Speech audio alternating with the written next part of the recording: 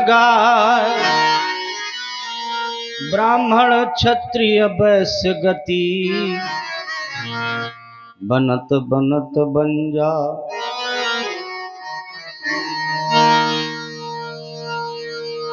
कहते हैं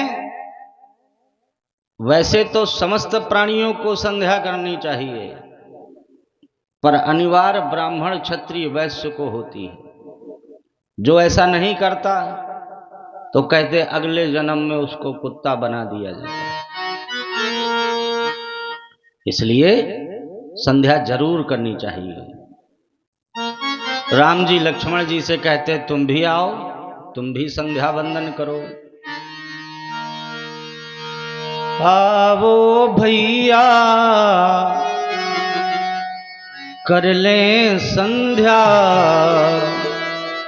गुरु का है सा कथन। कर ले नमः भैया, कर ले नमः, कर ले नमः भैया, कर ले नमः। आवो भैया कर ले संध्या, गुरु का है साथ। आओ भैया कर ले संध्या, गुरु का है साथ। आवो भैया कर ले संध्या, गुरु का है साथ। आओ भैया कर ले संध्या, गुरु का है साथ। कर ले नमः भैया, कर ले नमः, कर ले नमन भैया, कर ले नमन, कर ले नमः भैया, कर ले नमः। आवो भैया कर ले संध्या, गुरु का है साथ। आओ भैया कर ले संध्या, गुरु का है साथ। बोलो संध्या मैया की।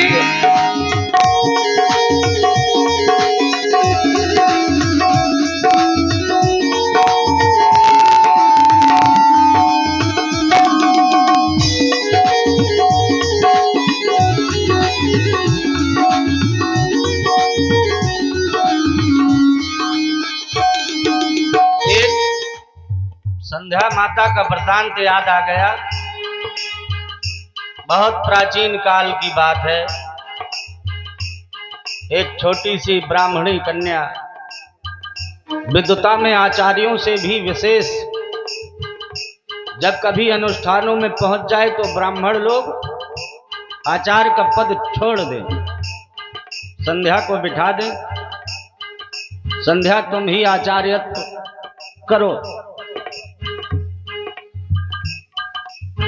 उस समय कहते हैं कामदेव ने नारद जी के ऊपर अपना बाण चलाना चाहा तो नारद जी ने कहा भाई हम तो ठहरे बाबा जी, हमारे ऊपर प्रयोग मत करो। अपने बाण की परीक्षा लेना है तो संध्या देवी के ऊपर छोड़ दो। संध्या देवी के ऊपर जैसे ही बाण छूटा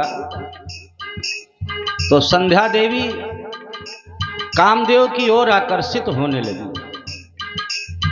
नारद जी ने ब्रह्मा जी से बताया, ब्रह्मा जी कामदेव को डांटने पहुंचे। कामदेव तो भाग खड़े हुए, लेकिन वो संध्या देवी वो ब्रह्मा जी के पीछे पीछे चलने लगी। नारद जी ने आकर के भोले बाबा से बताया। भोले बाबा ने जाकर ब्रह्मा जी को बहुत फटकार लगाई।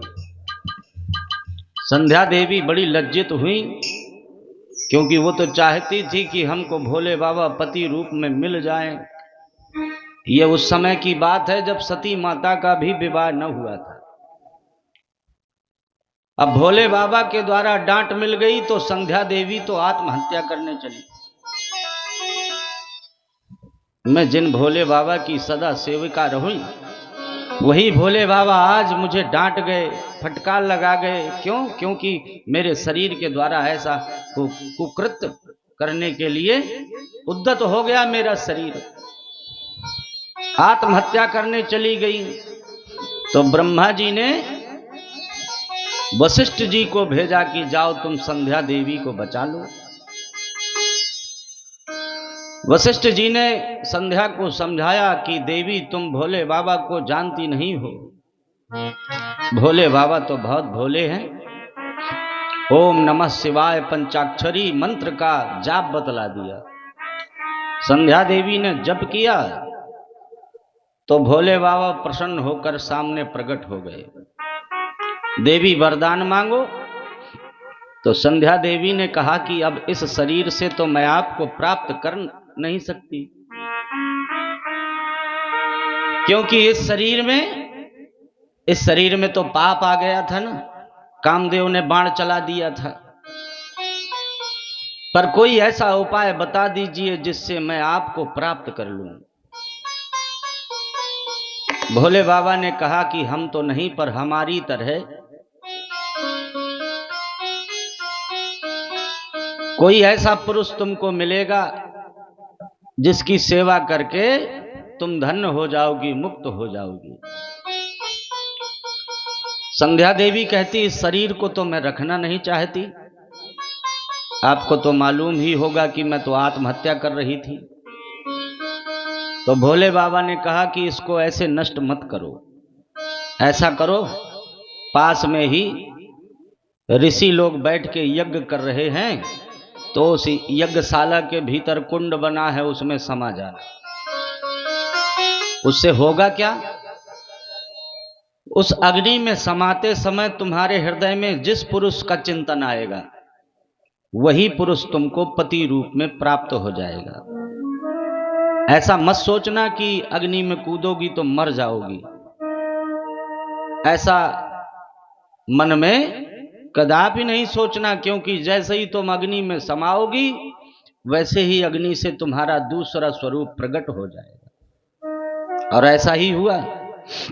लेकिन वो ऋषि लोग पूछने लगे कि देवी जी हमने तो आपको बुलाया नहीं था, आप हमारी यज्ञ में अग्नि से कैसे प्रकट हो गई? आपके नाम की तो कोई आहुति नहीं डाली। तो कहते हैं उस संध्या देवी ने भोले बाबा की स्तुति की, वहां भोले बाबा आकर प्रकट हो जाते। सब ऋषि मुनियों को समझा